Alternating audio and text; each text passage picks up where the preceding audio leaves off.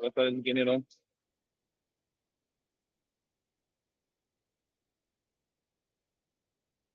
Bueno, buenas tardes.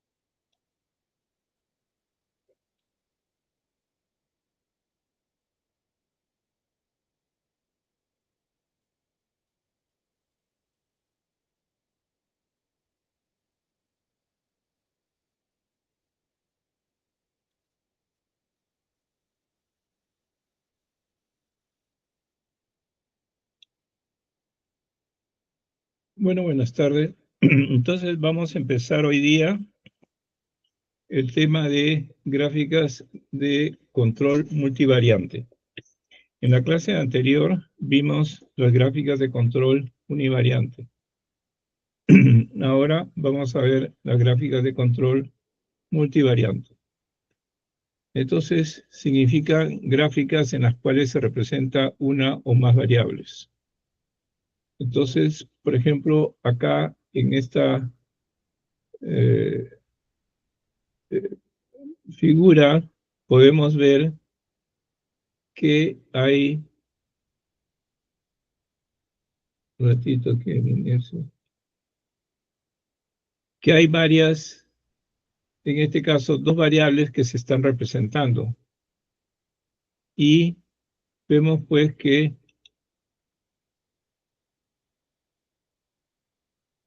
a ver, un ratito.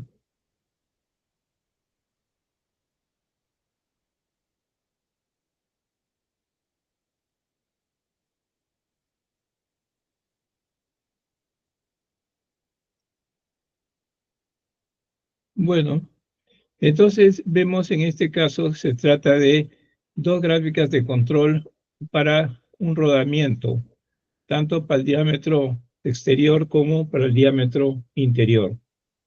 Entonces, tendríamos que hacer dos gráficas, pero la idea es mejor, mucho más simple, si en lugar de hacer dos gráficas hiciéramos una sola. Y entonces de eso se ocupa la gráfica de control multivariable.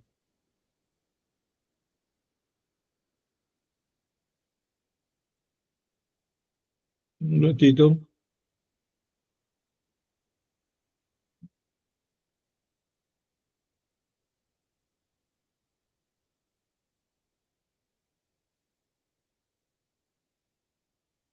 un momento, por favor.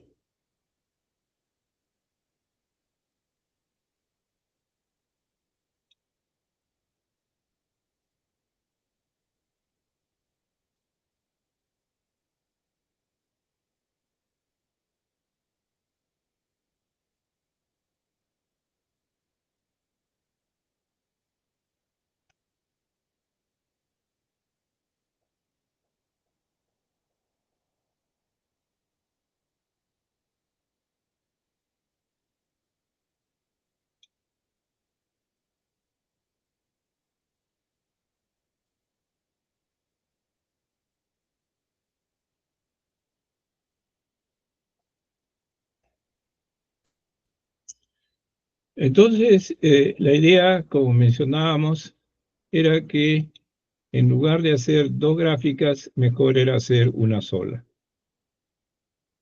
Un primer esfuerzo en esa dirección se hizo por parte de algunos autores.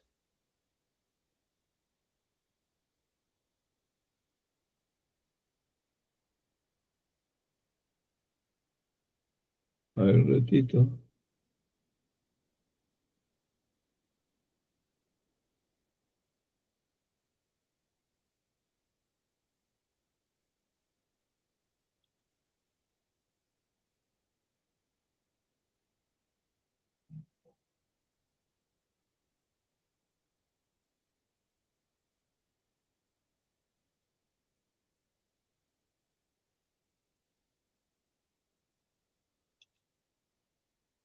es el presentar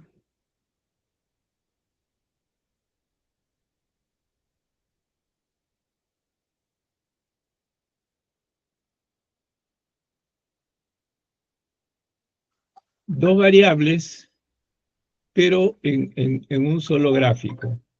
En este caso, por ejemplo, vemos que están unas en, digamos, este eje superior, digamos, ¿no? Eje central horizontal, y aquí en esta gráfica donde el eje central es vertical y donde se pueden ver los valores que están dentro de control y fuera de control, y todo esto se puede resumir en esta gráfica. Pero esta gráfica tiene limitaciones. Entonces, después de diversos trabajos, se desarrollaron lo que se conocen como los gráficos T cuadrado de Hotelling, que después han llevado al desarrollo de lo que es la gráficas de control multivariado. Primero, tenemos la distribución normal multivariada. Esta ecuación que está acá es la ecuación de la distribución normal univariada, o sea, una sola X. Pero esta misma también la podemos representar como matrices y entonces se convierte en una ecuación de probabilidad normal multivariable, donde aquí en este X son vectores donde están diversas dimensiones.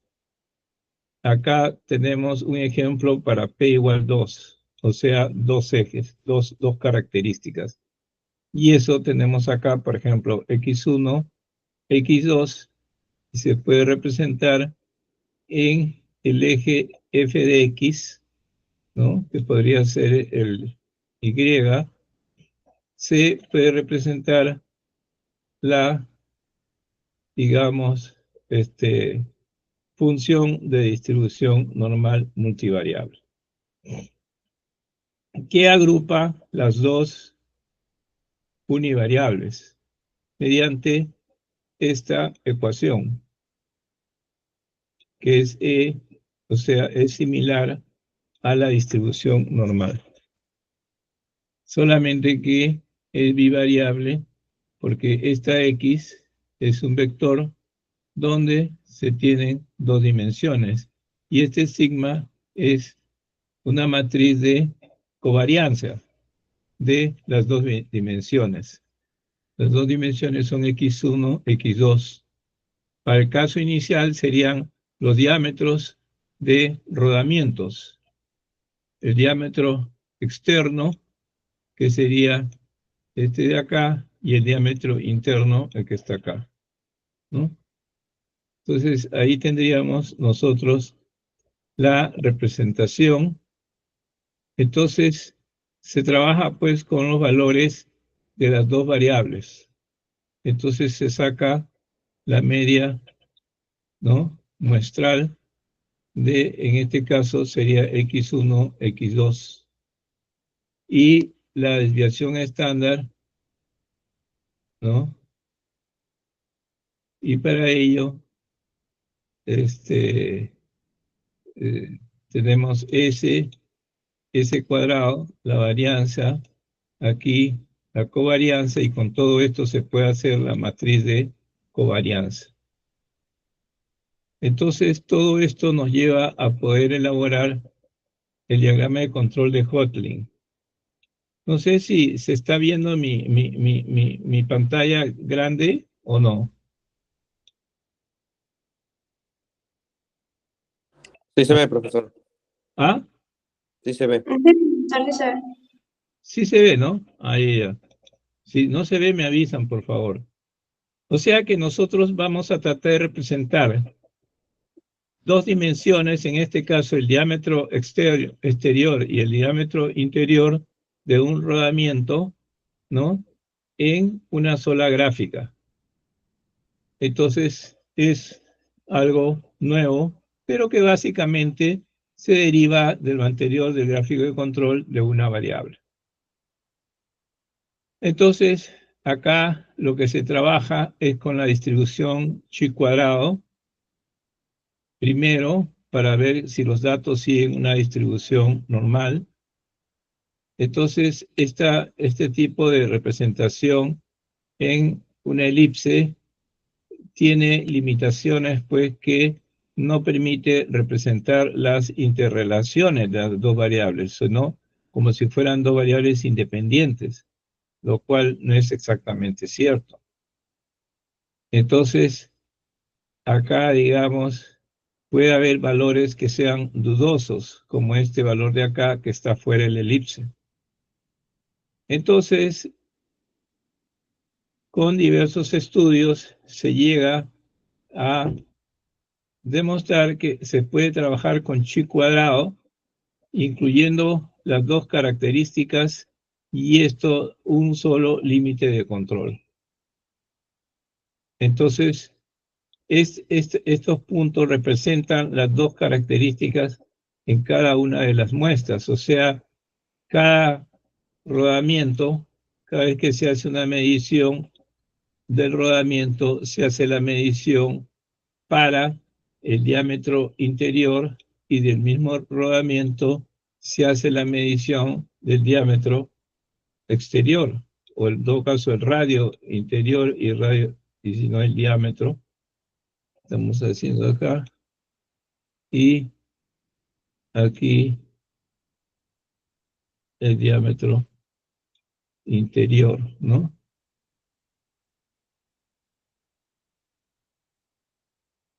A ver. Profesor, disculpe, creo que hay compañeros que quieren ingresar a la sala, a la Ya, reunión. sí, ahí mismo avíseme, yo ahí mismito los pongo a todos en ingreso, admitir todos. Ya está. Ya está. Así cada vez que haya varios me pasa la voz, entonces yo mismo los hago ingresar. Y ahorita ya están todos admitidos. Somos como 28, me parece, 25, 26. Ya. Entonces lo que les mencionaba era de lo que se trata es de representar las varias variables mediante una sola dimensión, ¿no? Esto a veces se conoce como estandarizar. Esto se puede hacer con el chi cuadrado. Aquí estamos viendo un primer momento. Esto de acá se hizo con, aquí tenemos la fórmula del chi cuadrado. Y con las dos medias, ¿no? Entonces, aquí las dos desviaciones estándar, la varianza de las dos variables.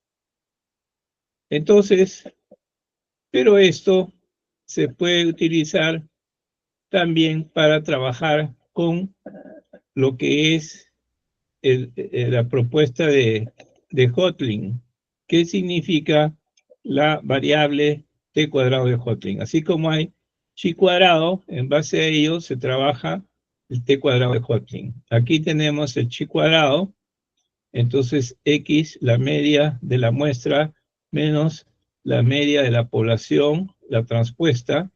Aquí tenemos la matriz, la inversa de la matriz de covarianza, y acá tenemos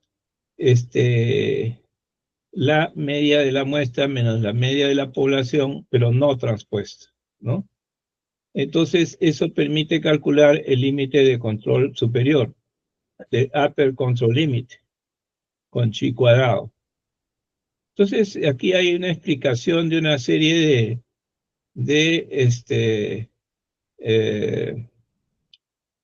derivaciones, modificaciones algebraicas que nos lleva a un nuevo indicador que se conoce como el t cuadrado de Hotelling.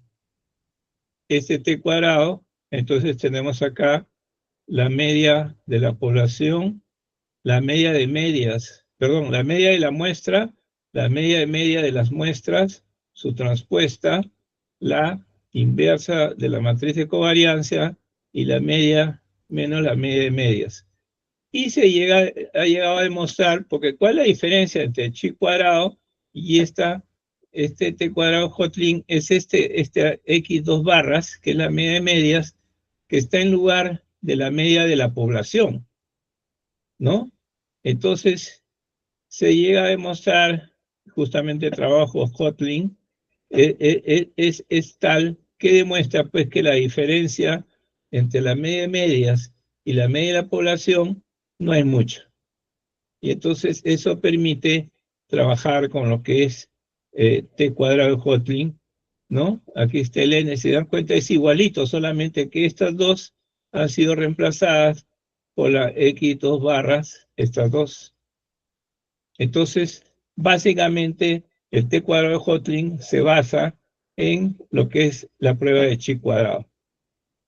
Entonces, esta sería la nueva, digamos, forma de trabajar con dos variables o más variables también puede ser, porque acá todo es matrices, o sea que la matriz puede tener dos dimensiones, como puede tener 3 o puede tener 5, igual la matriz de covarianza puede tener más dimensiones, o sea, más características estoy midiendo, ¿no es cierto?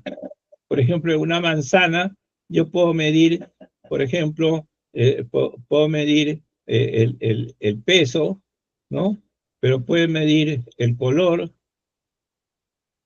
puedo medir el sabor, puedo medir la dureza. Entonces acá nomás ya tengo 4 variables, pero las 4 se suman mediante esta ecuación y da un solo valor.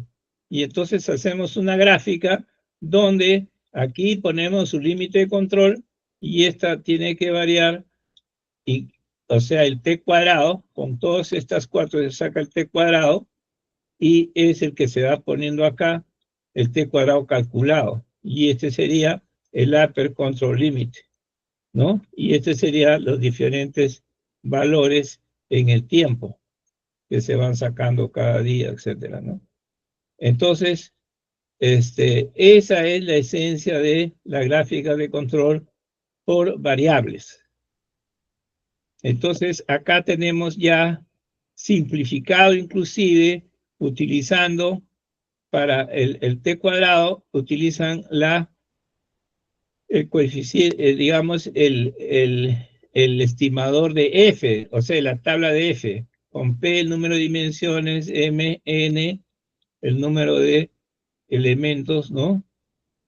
Y el límite inferior es 0, ¿no? O sea, este 0 hasta acá, este de acá es el tiempo, y esto sería el t cuadrado, ¿no es cierto? Y aquí trabajamos, sacamos el límite, le podemos poner otro color. Aquí está el límite control, el upper control limit, y la gráfica de control va a salir pues acá dentro de estos valores. Si sale 1, estamos fuera de los límites de control, hay una causa asignable, hay que investigar y hay que ver cuál de las 4 variables, por ejemplo, que en este caso estamos representando, es la que origina este problema. Entonces, en base a ello, acá se pone, por ejemplo, acá hay un ejemplo donde se puede ver todo este tema. Dice, la resistencia a la tracción y el diámetro de una fibra textil son dos características de calidad importantes que deben controlarse conjuntamente. O sea, dos dimensiones, ¿no? Resistencia a la tracción y diámetro de un hilo, pues, ¿no? Entonces, el ingeniero de calidad ha decidido utilizar N especímenes de fibra de cada muestra.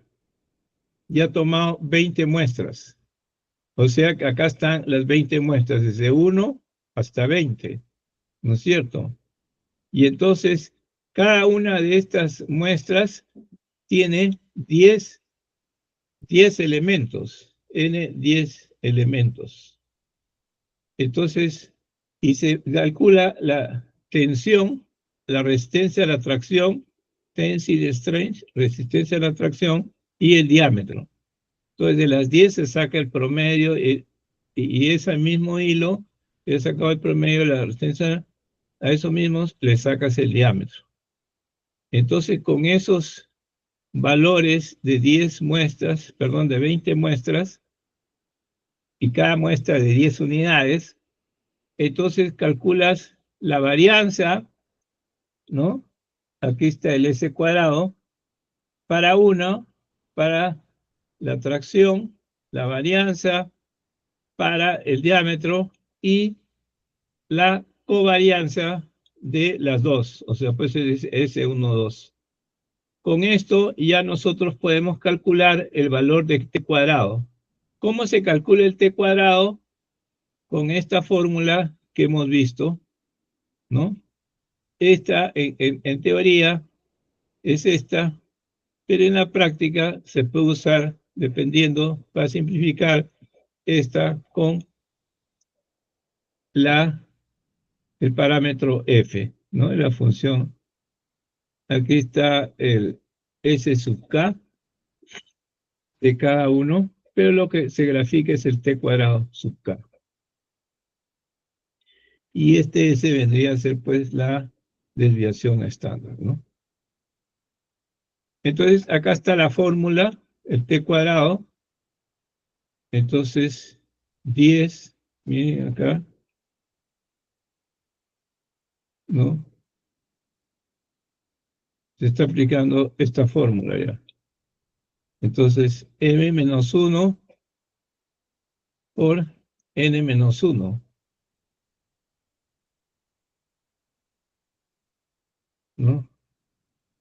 Acá tenemos los valores acá, todo multiplicado por el n, ¿no? Entonces, m por n.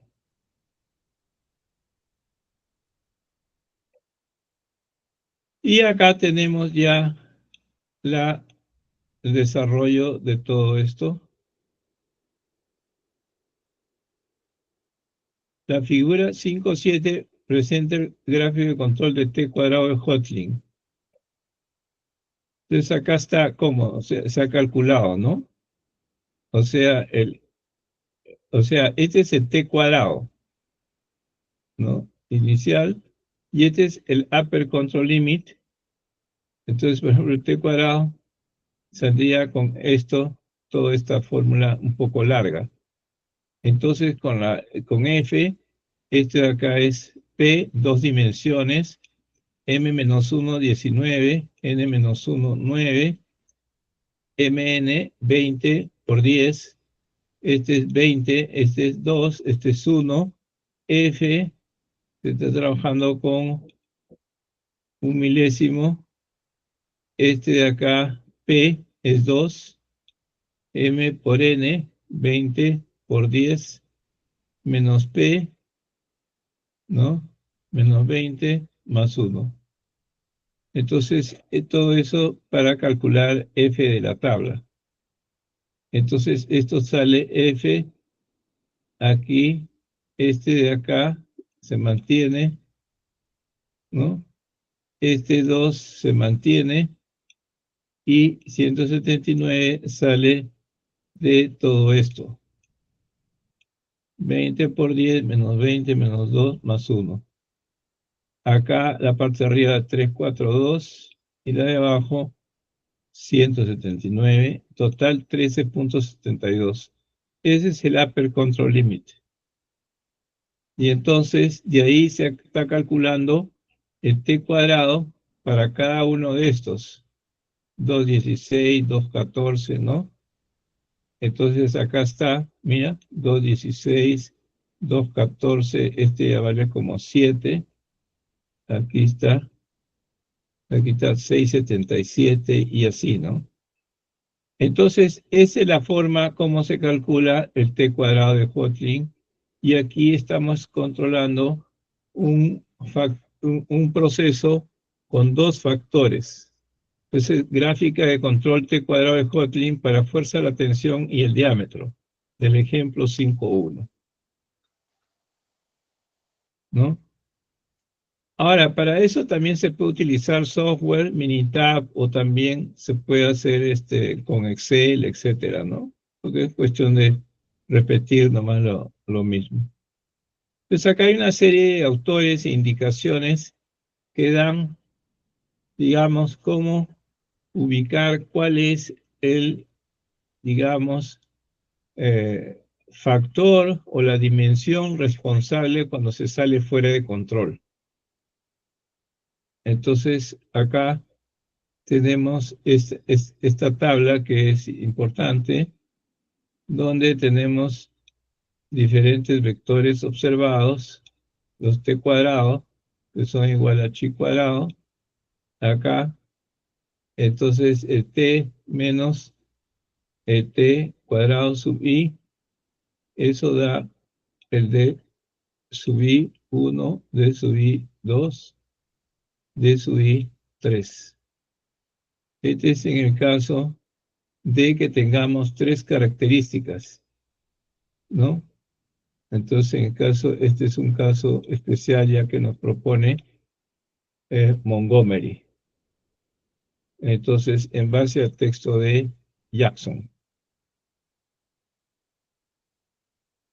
Después tenemos también el caso de observaciones individuales.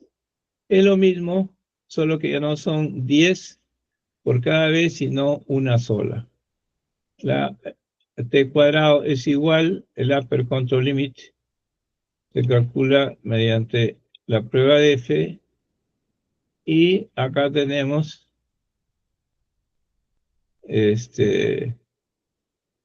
ya simplificado cómo podemos calcular el upper control limit o con el chi cuadrado, que es lo mismo, ¿no? Hay otros autores que proponen otras propuestas, pero es suficiente que trabajemos con la primera. Yo creo que es más que suficiente para poder trabajar el tema de los gráficos de control multivariables. Acá hay otros autores que proponen, digamos, otras tablas y otros indicadores y comparan, pero ya se complica bastante. En todo caso, yo le he subido acá para que ustedes tengan en cuenta que hay diversos criterios que se utilizan para el T cuadrado de Quotling. Después tenemos los gráficos de control EUMA. Entonces, estos gráficos de control son también para análisis multivariante. Son diferentes a los T cuadrado. Básicamente, digamos, consideran varios factores, pero lo consideran ponderados, es decir, con un indicador de ponderación. Por ejemplo, acá si se tienen dos factores, ¿no? Entonces se utiliza el lambda para ponderar. Si se tienen más, bueno, el lambda que dé todos los valores de lambda, ¿no? Deben de sumar, o sea, la suma de los lambda debe ser igual a 1. Entonces, esa es más o menos la idea. Igual acá se calcula el t cuadrado, ¿no? En este caso, también se calcula la matriz de covarianza con esta ecuación, incluyendo los lambda de ponderación. Y acá tenemos el cálculo de ARL para gráfica MEUMA. O sea, gráfica EUMA, pero multivariable. Entonces, con estas tablas se puede simplificar, pero básicamente, si ustedes se dan cuenta, la fórmula es la misma, ¿no? La media, la matriz de covarianza, la media, y en este caso raíz cuadrada, porque se trata de la desviación estándar.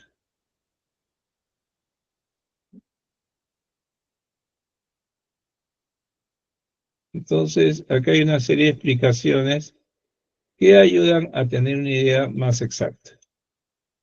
Después tenemos otro aspecto interesante que es el ajuste de la regresión. Dice, el gráfico de control T cuadrado de Kotlin y Chi cuadrado se basa en la idea general de contrastar la hipótesis de que el valor de la media de una distribución normal multivariante es igual a un vector constante frente a la hipótesis alternativa que el vector de la media no es igual a dicha constante.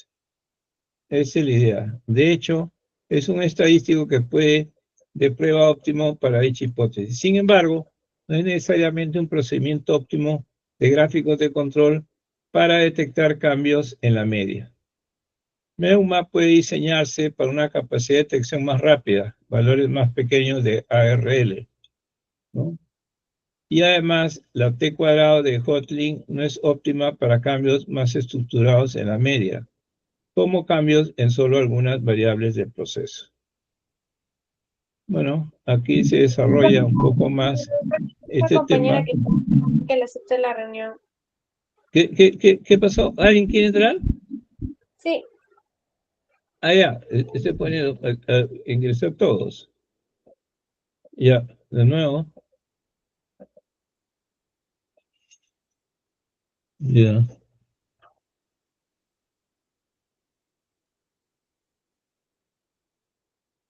Ya, así me avisa, señorita, cuando alguien quiere entrar. Bueno, entonces, acá, por ejemplo, tenemos este caso, una muestra con el análisis de regresión lineal, pero con el ARL. El ARL es un concepto que relaciona el número probable, digamos, de extracciones que se pueden hacer hasta que aparezca un defectuoso, ¿no? Entonces, en esas tablas que hemos visto se puede determinar el ARL.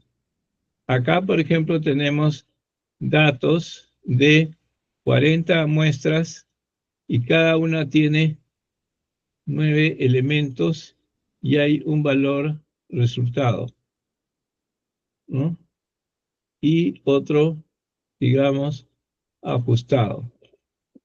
Entonces, con esa información se puede también graficar este tipo de gráficos como gráficos de control de rangos individual y móvil. Es lo mismo que valores individuales, ¿no? Como por ejemplo los tanques así inmensos, etcétera, y lo que es media móvil, ¿no? Entonces, lo mismo, igual el mismo criterio para el control superior y el control inferior, tanto de medias como de rangos.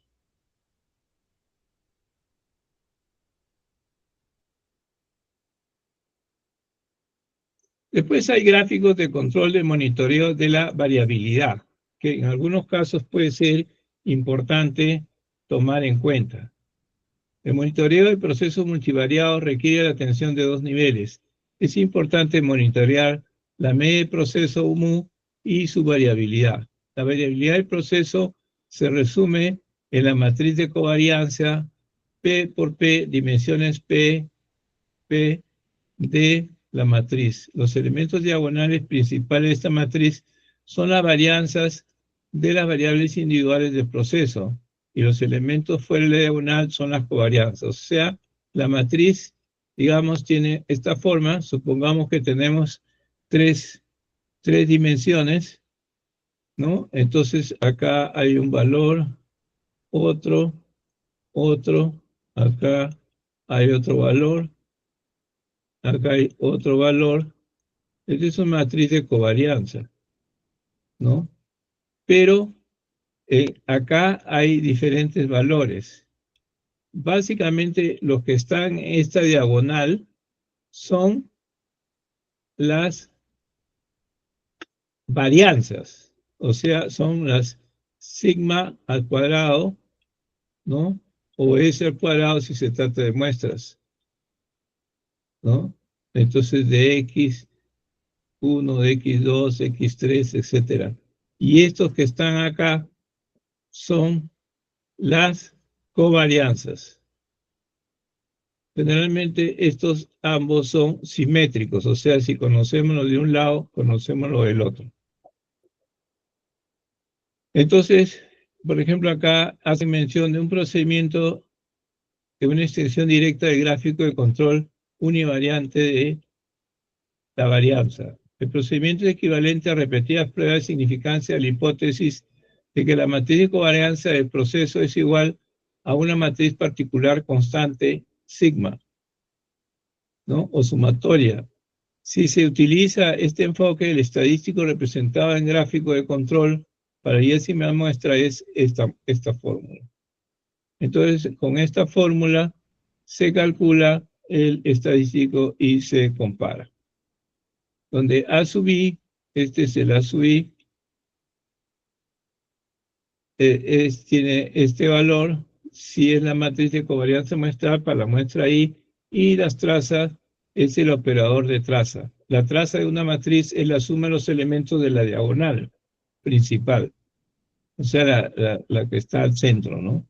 El valor WI se grafica por encima del límite de control, el proceso está fuera de control, ¿no? Igualito, si sales fuera del límite de control, el proceso está fuera de control.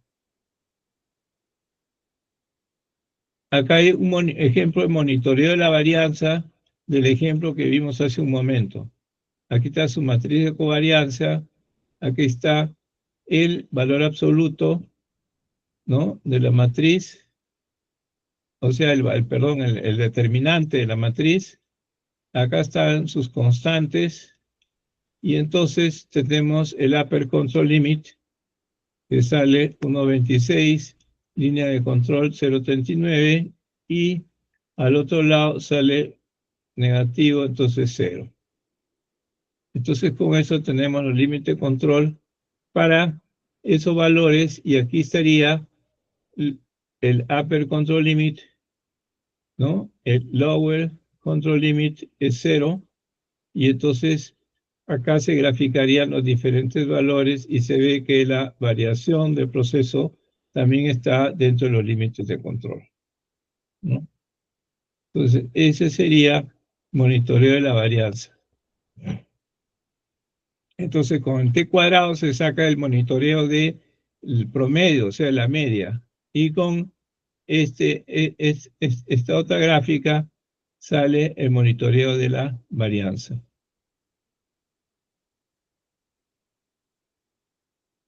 Después hay lo que se conoce como métodos de estructura latente. Entonces, en el caso de los métodos de estructura latente, hay diferentes posibilidades. Uno es el método de componentes principales y otro es el método de mínimos cuadrados parciales. Entonces, este es uno de los más utilizados, ¿no? El de componentes principales. Entonces, yo creo que este de acá lo vamos a ver mejor porque es un poco más pesado. Entonces, la próxima clase en detalle. De componentes principales. Pero básicamente, la idea fundamental está en que, digamos, la variación de un proceso, por ejemplo, tenemos una variación, digamos, que va de esta forma, supongamos, ¿no? Entonces, digamos de que hay diferentes criterios por los cuales se da la variación, y cada uno de estos viene a ser sus componentes principales. Hay diferentes formas de graficar esos componentes, también con matrices de sedimentación, y acá se pondera con diferentes dimensiones. Entonces, esto sería lo que vamos a ver la próxima clase. Lo que sería importante es que ustedes revisen esta parte de la T cuadrado de Hoeffling y la variación de la variabilidad. Este sería el gráfico de control multivariable. ¿Alguna pregunta o comentario que quieran hacer?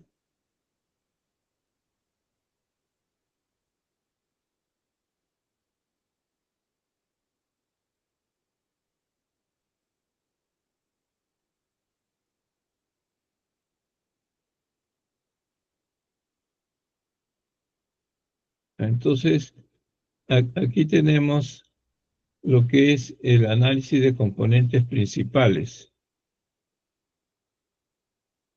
Perdón, aquí empezó en esta página, todavía no.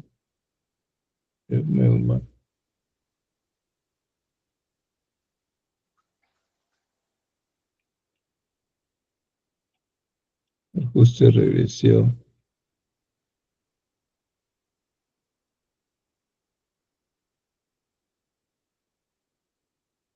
Monitoreo la varianza que hemos visto. Y acá está los métodos de estructura latente. Acá dice, los procedimientos convencionales de gráficos de control multivariados son razonablemente eficaces siempre que P, el número de variables del proceso a monitorar, no sea muy grande. Sin embargo, a medida que P aumenta, el rendimiento promedio de la longitud de ejecución para detectar un desplazamiento específico en la media de estas variables para los gráficos de control multivariados también aumenta, ya que el desplazamiento se diluye en el espacio P-dimensional de las variables del proceso. Para usted, esto considere las ARL, ¿no? Entonces, del gráfico MEUMA de la tabla 5.3. Supongamos que alfa 0,1, la magnitud de desplazamiento de 1 a 0. Ahora bien, en esta tabla, ARL igual 200, independientemente de P, el número de parámetros. Sin embargo, cabe destacar que a medida que P aumenta, ARL1 también aumenta. Para P2, para P6, para P15, ¿no? Hay diferentes ARL.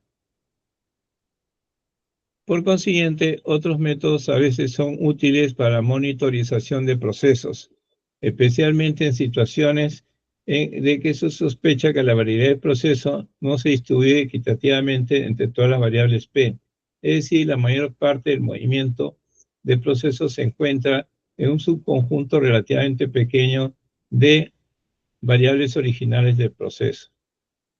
Los métodos para predecir las subdimensiones en las que se mueve el proceso se denominan métodos de estructura latente, debido a la analogía de la película fotográfica en la que se almacena una imagen oculta o latente como resultado de la interacción de la luz con la superficie química. Entonces, acá están hablando de la ARL, ¿no? Que es justamente la tabla que vimos acá hace un momento, ¿no? Que era la longitud que pasa, ¿no? De extracciones hasta que se presenta, ¿no? Un valor fuera de los límites de control. Aquí está el ARL. Acá están, ¿no? RL.5, 1, 1.5, para P4, para P10, para P20. Y así hay otros autores. Esta, por ejemplo, diferentes lambdas y los P2, 4, 6, 10, ¿no? Entonces, pero es un poquito trabajoso estas tablas. Entonces, en paralelo a esto, existe esto que llamamos las variables latentes, que sería el otro método a trabajar. Entonces, en este tema, las variables latentes, aquí tenemos lo que habíamos mencionado, que hay dos métodos. El método de componentes principales y el de mínimos cuadrados parciales. Entonces, acá se puede ver, dice, los componentes principales de un conjunto de variables de proceso X1, XP son simplemente un conjunto particular de combinaciones lineales de estas variables. Por ejemplo, Z1, Z2, ZP. O sea, aquí, por ejemplo, 1, 2, hasta P, ¿no? Entonces, Esto es igual a C11 por X1, X2 hasta XP. O sea, esta es una ecuación que tiene P variables, son las P dimensiones. Por ejemplo, habían 4 dimensiones, pueden ser 6 dimensiones, 8 dimensiones. Z2 igual las mismas dimensiones y Z sub P las mismas dimensiones. Cada dimensión tiene su respectivo coeficiente, son sistemas de ecuaciones lineales, donde los C y J son constantes por determinar. Geométricamente las variables de los componentes principales, Z1, Z2, o sea, cada uno de estos se llama componente principal. O sea que el total, el Z, toda la variación, es igual a la suma de todos estos componentes principales. Y cada componente principal se saca mediante la ecuación que está aquí a la derecha. Entonces, los componentes principales Z son los ejes de un nuevo sistema de coordenadas obtenido al rotar los ejes del sistema original, las X, los nuevos ejes, representan las direcciones de máxima variabilidad. Para ilustrar esto, considero dos situaciones que se muestran en la figura 5.14. En la 5.14 hay dos variables X1 y X2. Esto acá, miren. Dos variables, X1 y X2. Y dos componentes principales, Z1 y Z2. ¿Se dan cuenta? Entonces, esto lo que se hace es rotar los ejes. Nótese que la primera componente principal, ZI, ¿no?, explica la mayor parte de la variabilidad de las dos variables originales. O sea, esta Z está la mayor parte de la variación, ¿no?, relacionada con X1. La figura 5.14 ve para tres variables. La mayor parte de la variedad del movimiento de estas dos variables se encuentra en un plano, por lo que solo se han utilizado dos componentes principales para escribirlas. En esta imagen, Z1 explica la mayor parte de la variabilidad, pero una cantidad considerable también es explicada por el segundo componente principal, Z2. Entonces aquí siguen explicando y llegan a esta ecuación, ¿no? En este caso, las Cs, o sea, todo esto, este sistema de ecuaciones lineales se representa matricialmente. Todos los coeficientes C sub 1, 1, 1, 2, etcétera, se representa por esta matriz subtranspuesta. Y el sigma viene a ser la matriz de covarianza. Y esta C es la C, pero no transpuesta. Esta B inversa, digamos, ¿no? Sería, o sea, lambda mayúscula, es la matriz diagonal, P por P, que son iguales a los autovalores, o sea, se construye en base a todas las lambdas, ¿no? Entonces, lambda sub I, entonces, para cada caso, se saca sobre el total, ¿no?, de los lambdas. Entonces, este es el conjunto de componentes principales. Tenemos, ¿no?, para cada uno de las dimensiones. Y entonces, por ejemplo, acá dice, ilustraríamos este procedimiento utilizando el análisis de componentes principales en datos P igual 4, donde tenemos X1, X4, la tabla 5, 6 son las variables del proceso químico. Entonces tenemos un proceso X1, X2, X3, X4 y sus componentes principales Z1, Z2. O sea, de 4 variables se reduce a 2 variables, ¿no? Entonces, esta es la nueva representación. Entonces, los nuevos datos, después de la primera fase, son los siguientes, donde se tiene los X y se obtiene los Z. Las primeras 20 observaciones en el panel superior de esta tabla son primero graficadas y se representan gráficamente por pares en la figura 5.15. La figura 5.15 es esta de acá, ¿no? De 2 en 2 se representan. Entonces, acá tenemos, ¿no? Esta representación suele denominarse matriz de diagramas de dispersión e indica que las dos primeras variables están altamente correlacionadas, mientras que las otras dos presentan una correlación moderada. En las elipses de la figura 5.15 son contornos aproximados con un 95% de confianza en supuesto de una distribución normal. La matriz de covarianza muestral para las 20 observaciones, ojo que es una matriz, esta es 4 por 4, ¿no? Porque son 4 variables. Entonces tenemos 4 por 4, la matriz de las covarianzas. Observe que el coeficiente de correlación X1 entre X1 y X2 es 0,93.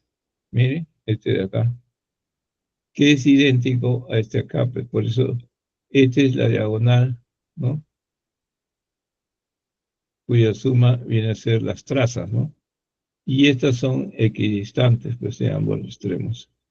La tabla 5.7 presenta los resultados de componentes principales. Se utilizó Minitab para realizar los cálculos de las primeras 20 observaciones mostrando autovalores y autovectores, así como el porcentaje y el porcentaje acumulado. Entonces acá tenemos los eigenvalores, eigenvectores y porcentaje acumulado.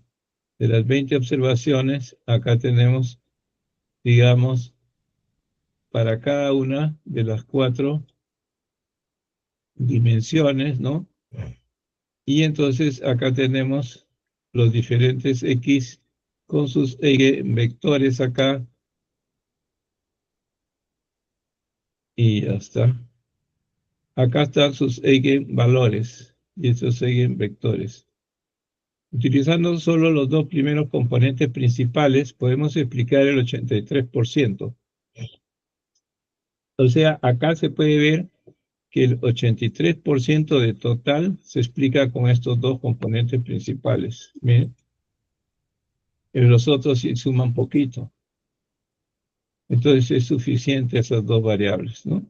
Entonces eso es lo que nos dice el análisis de componentes principales. Reducimos los gráficos de muchas variables a muy pocas variables.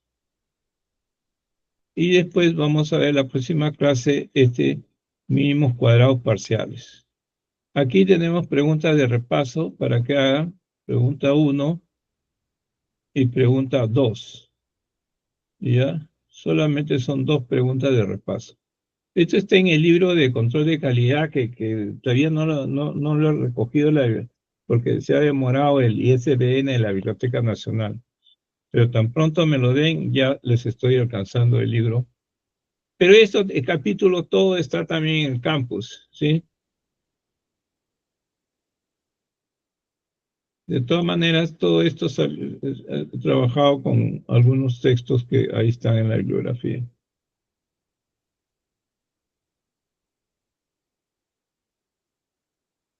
Ok, preguntas, comentarios que tengan, por favor. Tengo que tomar una foto de que quede constancia de que todos han estado. Por favor, un ratito.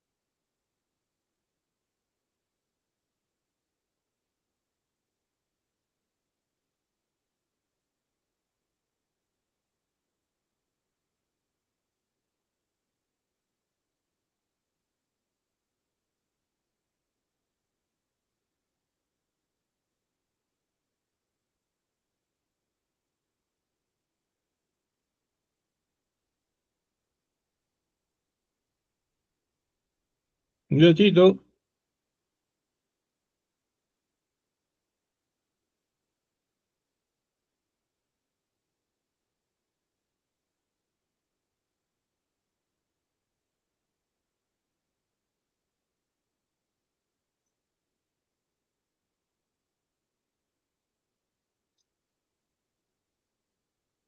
Ya está. Tomé foto. Bueno, entonces ha sido una clase hoy día de un poco de emergencia porque se cambió pues porque hay una actividad, no sé, mantenimiento, algo así, nos enviaron, ¿no? Entonces por eso tuvimos pues que adecuarnos a esta nueva situación. Entonces, de todas maneras, en la clase ya del próximo, ¿cómo se llama? Del próximo miércoles, eh, cualquier cosa que más o menos quieran que revisemos de nuevo, lo volvemos a revisar, pues. ¿Ya? ¿Otras preguntas, comentarios?